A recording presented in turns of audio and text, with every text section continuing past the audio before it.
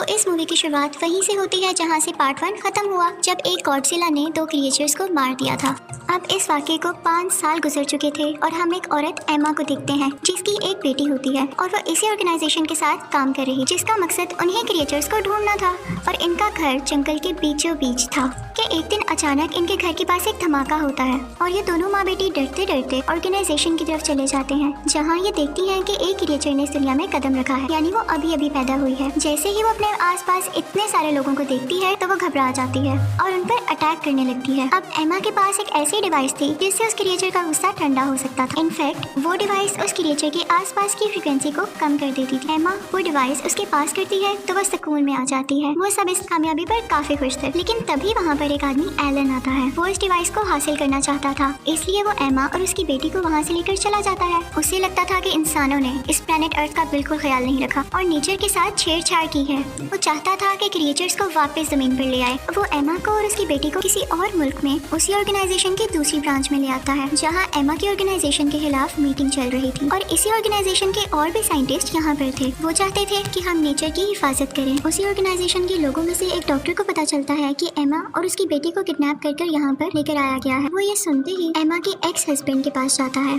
और इनफैक्ट वो डिवाइस भी इसी ने बनाई थी। डॉक्टर उसे अपने मिशन के बारे में बताता है, लेकिन वो हरगिज़ नहीं मानता। फिर वो उसे बताता है कि इससे तुम्हारी बेटी और तुम्हारी बीवी वापस आ सकती। तो काफी मनाने के बाद वो मान जाता है और फिर वो समुद्र के नीचे अपने कंट्रोल रूम में चले जाते हैं, जहाँ जहाँ इन लोगों की ऑर्गेनाइजेशन की ब्रांच थी वहाँ इन लोगों ने एक एक क्रिएचर को ट्रैप करके रखा हुआ था। अब ये यहाँ पर इसलिए आए थे ताकि वो इस क्रिएचर को ट्रैप कर सकें और इसी के साथ वो गॉडजिला को भी ढूंढने की कोशिश करते हैं, लेकिन बहुत ज्यादा ढूंढने पर भी उन्हें गॉडजिला का सिग्नल कहीं से नहीं मिलता। लेकिन अचानक से फ्रीक्वेंसी बहुत तेज हो जाती और ऐसे लग रहा था जैसे गॉडजिला बहुत पास है और बहुत गुस्से में है। सब लोग डर जाते हैं और फिर अचानक हमें गॉडजिला दिखाई देता है जो कि समुद्र में ही था और उनकी तरफ बढ़ रहा था। वो वहाँ पर लगे हुए शीशे को जोर जोर से तोड़ने लगता है। इनफैक्ट गॉडजिला समुद्र से ही हर मुल्क में जाया करता था जब उसे लगता था कि वहाँ पर कोई डेंजरस क्रिएचर है। अब वो अंटार्कटिका जाता है उसी क्रिएचर को ढूंढने के लिए। इन सबको भी पता चल जाता है कि गॉडजिला का वहाँ जाने के पीछे क्या पर्पस है, यानी वो वहाँ क्यों जाना चाहता है, तो इसलिए वो लोग भी उसका पीछा करते हैं। लेकिन जैसे ही वो वहाँ पहुँचता है तो हम देखते हैं कि वहाँ पर एक बहुत खौफनाक ड्रैगन है जिसके 3 सर हैं और उसे किंग अरोरा कहते हैं। लेकिन इस ऑर्गेनाइजेशन ने उसे सुला कर रखा हुआ था और वो भी एक्टिव नहीं था। गॉडजिला की इसके साथ काफी दुश्मनी थी और गॉडजिला अक्सर आया करता था इसे देखने के लिए ताकि वो इससे लड़ सके। अब जब डॉक्टर वहाँ पर एमा को बचाने के लिए जाता है तो वो ये देखकर हैरान रह जाता है कि एमा भी एलन के साथ मिली हुई है। वो सारे प्लान के बाद यहाँ लाई गई थी ताकि वो उस ड्रैगन को जगा सके। वो अपने एक्स हस्बैंड और डॉक्टर के साथ जाने से इनकार कर देती है और जाते जाते उस ड्रैगन की दीवार को तोड़ देती है और वो अब एक्टिव हो चुका था और पूरी तरह से बाहर आ चुका था। गॉडजिला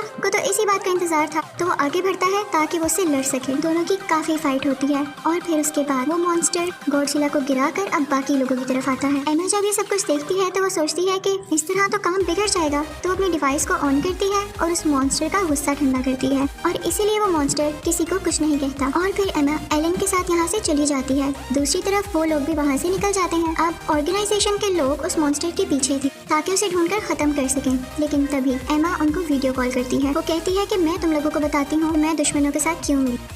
तुम लोग इस काबिल थे कि तुम्हारे साथ रहा जाता, तुम तो क्रिएचर्स को और इवन नेचर को नुकसान पहुंचाते हो और मैं एक एक करके सब क्रिएचर्स को आजाद कर दूंगी। तुम लोगों ने जमीन के साथ बहुत बुरा किया है, लेकिन यही क्रिएचर अब हमारी मदद कर सकते हैं क्योंकि इनकी बॉडी में रेडिएशंस हैं, यानी शुआएं हैं। तो जहाँ जहाँ ये लोग जाएं अपनी रेडिएशन से ये जमीन को वापस ठीक कर सकेंगे। ऑर्गेनाइजेशन के लोग उससे कहते हैं लेकिन ये क्रिएचर्स तो इंसानों को मारना चाहते हैं, तो तुम कैसे इनको अपना साथी समझती हो। तो वो कहती है कि तुम्हारी सोच गलत है, हम सदियों से एक साथ रहते आ रहे थे, सब कुछ बैलेंस में था, हम इन्हें कुछ नहीं कहते थे तो ये भी हमें कुछ नहीं कहते थे, हम इनका ख्याल रखते थे, लेकिन अब तुम लोगों ने इसके साथ बुरा करना शुरू किया तो क्या ये तुम लोगों के सामने अच्छे बन के बैठे रहें और अपनी हिफाजत ना करें। वो कहती है कि मैं इनको आजाद करके ही छोड़ूंगी और इसी के साथ वो कॉल बंद कर देती है। अब जैसा कि एमा ने कहा था वो बाकी क्रिएचर्स को भी आजाद करेगी तो वो अपने मिशन पर निकल जाती है। सब लोग काफी परेशान थे कि अगर ये इसी तरह करती रही तो हमारे लिए बहुत मुश्किल हो जाएगी। एमा आगे बढ़कर एक और क्रिएचर को आजाद कर देती है जो कि वोल्केनो में से निकलता है और वो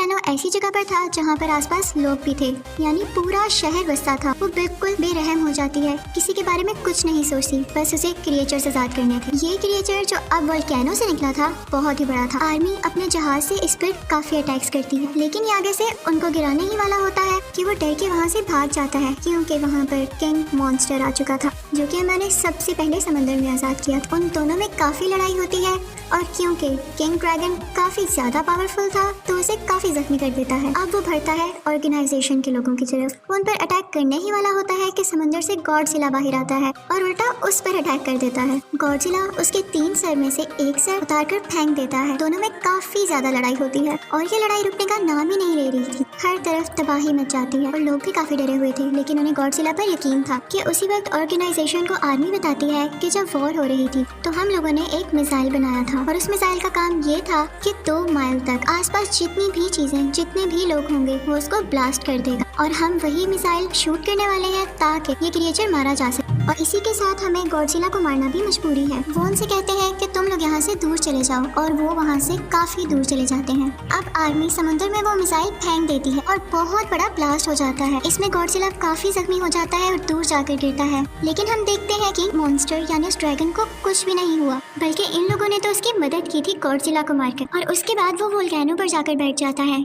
जिसके बाद वो अपना सर दोबारा से ग्रो कर लेता है और इसी के साथ वो सिग्नल्स देता है, जिसकी वजह से दुनिया में मौजूद सब की सब क्रिएचर्स जाग जाती हैं। अब ऑर्गेनाइजेशन वाले काफी परेशान थे, क्योंकि इस किंग मॉन्स्टर यानी ड्रैगन को इतने बड़े मिसाइल से भी कुछ नहीं हुआ था, तो इसका ये मतलब था कि ये बहुत पावरफुल था और इसे कैसे हराना है वो रिसर्च करने लगते हैं। तो उन्हें पता चलता है कि ये जमीन का क्रिएचर तो है ही नहीं, बल्कि ये एलियन है जो कि दूसरी दुनिया से आया है और इसीलिए गॉडजिला इसको मारना चाहता था, क्योंकि गॉडजिला ऑलरेडी से यहाँ का किंग था और वो नहीं चाहता था कि कोई और उसकी जगह ले। अब बाकी क्रिएचर्स भी आने लगे थे और इसी के साथ वो क्रिएचर भी आ जाती है जो हमें मूवी के स्टार्ट में दिखाई गई थी, जो कि उसी ऑर्गेनाइजेशन में पैदा हुई थी।